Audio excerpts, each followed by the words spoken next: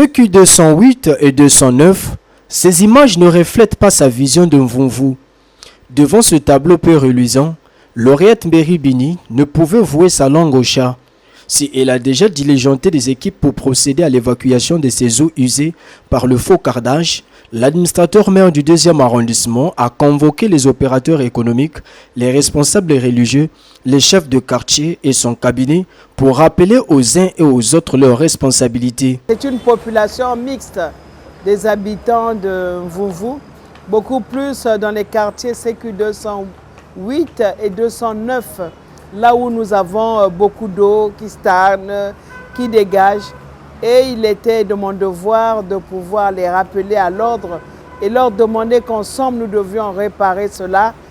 Tous les civismes qu'ils ont pu faire entre-temps devaient s'arrêter. Ils ont plutôt dit que c'était important aussi qu'on les rappelle à l'ordre de telle manière qu'ensemble nous puissions nettoyer Mvumvu, assainir Mvumvu. Que leur reprochez-vous concrètement?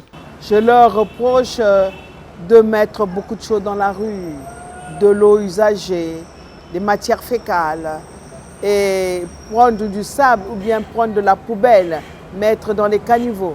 Donc comme on est en train de travailler morceau par morceau, donc c'est d'abord cet échantillonnage-là qui a été interpellé et après ce sera un autre échantillonnage.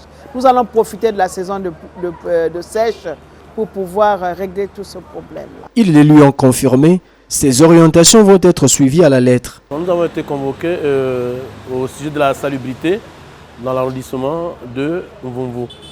En fait, il a été constaté que beaucoup de dégâts de salubrité se présentaient dans l'arrondissement.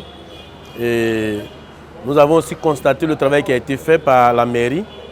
Nous avons aussi reconnu tout ce que nous avons pu faire indirectement comme directement. Et il y a eu un échange très intéressant, important pour notre propre salubrité. Et nous avons promis à notre tour de veiller à ce que tout se passe au mieux et que notre commune reste dans les meilleures conditions de salubrité.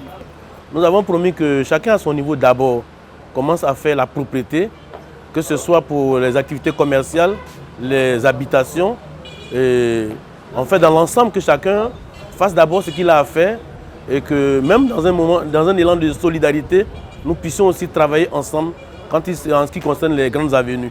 En convoquant cette réunion d'urgence, la première citoyenne de Mvumvu tient à rassurer les populations du 2e arrondissement de Pointe-Noire que des solutions concrètes vont être trouvées et ce tableau sombre ne sera bientôt que de la vieille histoire.